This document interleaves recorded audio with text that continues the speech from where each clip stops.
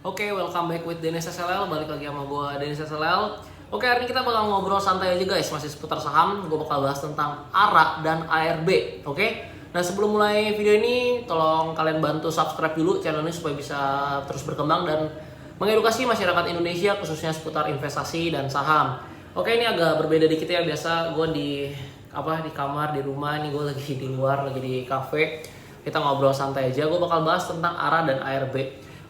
Buat teman-teman yang belum tahu, jadi ARA itu adalah auto reject atas, sedangkan ARB adalah auto reject bawah. Nah, jadi ARB dan ARA itu adalah batasan kenaikan dan kenaikan maksimal dan juga penurunan maksimal.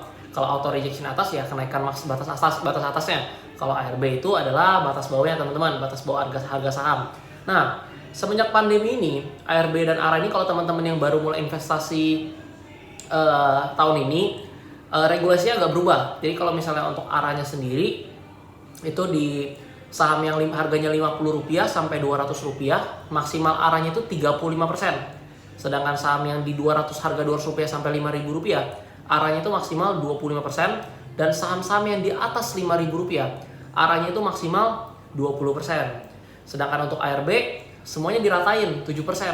Jadi maksimal dalam satu hari saham itu turun maksimal cuma 7%. Nah, ini kabarnya nih katanya untuk regulasi ARA dan ARB itu bakal balik ke dulu lagi. Jadi ada yang berubah nih teman-teman. Nah, perubahan ini akan menyebabkan kita bisa mengalami kerugian yang makin besar. Kenapa kok bisa gitu? Iya, jadi kalau misalnya teman-teman yang baru investasi di tahun ini kan tahunnya itu ARB itu rata tuh 7%, ya kan?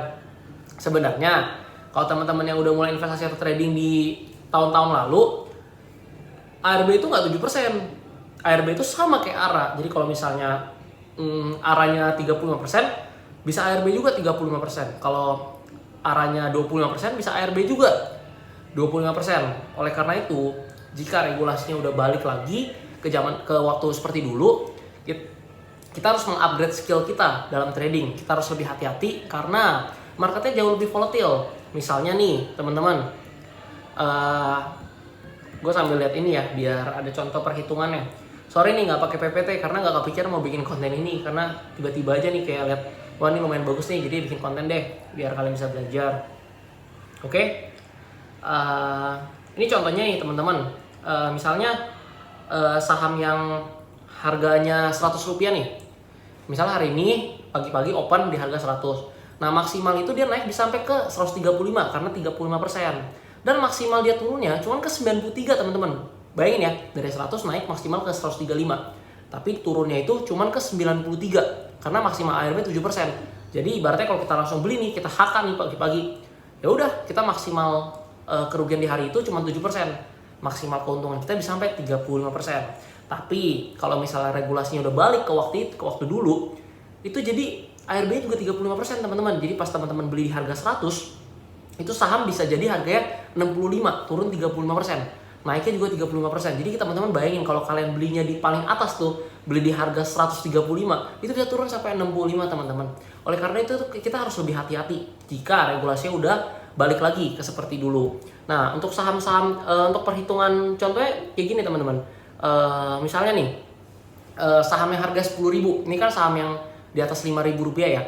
10.000 itu maksimal tuh naik kan 20%, jadi ke 12.000. Nah, maksimal turunnya itu juga 20% teman-teman. Jadi bisa turun sampai ke 8.000. Jadi kalau kalian beli saham-saham misalnya blue chip ya, yang ARB-nya kemarin-kemarin cuma 7%, ini sekarang bisa jadi 20% kalau regulasinya udah balik lagi. Jadi sini gue pengen ingetin, nanti di saat misalnya regulasi udah balik kayak dulu ya, teman-teman harus lebih perhatiin, harus lebih hati-hati dalam trading. Jangan sampai tiba-tiba beli saham yang gak jelas, belinya di pucuk, tahu-tahu dibanting sampai ke paling bawah, terus ruginya jadi banyak banget teman-teman.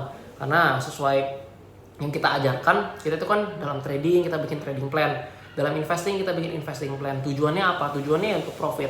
Ya, jadi kita harus upgrade skill kita supaya kita bisa lebih mahir lagi ya. Jadi kita sama-sama belajar. Semoga informasi ini bisa membantu kalian semua. Jadi ingat-ingat kalau kalian udah nonton video ini, ingat-ingat kata-kata saya. Nanti pas ARB-nya, regulasi ARB udah balik ke waktu zaman dulu lagi, kalian lebih hati-hati, oke? Karena kerugian kalian bisa jadi makin besar, marketnya lebih volatile, oke? Buat teman-teman yang nonton video ini dan merasa bermanfaat, jangan lupa share ke teman-teman kalian supaya teman-teman kalian juga tahu bahwa nantinya ARB bakal balik lagi ke regulasi kayak dulu. Teman-teman semua, thank you buat yang udah nonton. Video ini singkat aja, semoga bisa membantu kalian. Jangan lupa share video ini ke teman kalian kalau bermanfaat. Jangan lupa like, comment, subscribe. Kalau kalian ada pertanyaan apapun langsung komen aja di kolom komentar. Gue pasti jawabin semuanya. Oke, jangan lupa juga subscribe supaya video channel ini bisa terus berkembang dan menginspirasi serta mengedukasi masyarakat Indonesia. Thank you teman-teman semua. Jangan lupa join Telegram ya, gratis bersama 16.000 member lainnya. Kalian bisa belajar. Gue udah bikinin wadahnya, kalian tinggal join aja, kita bisa belajar bareng bahas saham apapun. Jangan lupa juga follow Instagram gue dan di TikTok juga. Gue bakal bahas saham tiap harinya, update konten konsisten di Instagram, di TikTok, kalian follow aja. Kalau ada pertanyaan langsung komen di bawah atau DM Instagram gue juga nggak apa-apa. Oke, buat kalian yang lagi sekolah, lagi kuliah, semangat sekolah, semangat kuliah. Buat yang lagi kerja, lagi bikin bisnis, pokoknya semangat, sukses terus, dan ingat pesan gue. Jadilah dampak dan berikanlah kontribusi kepada negara ini. Sukses buat semuanya, see you on next video.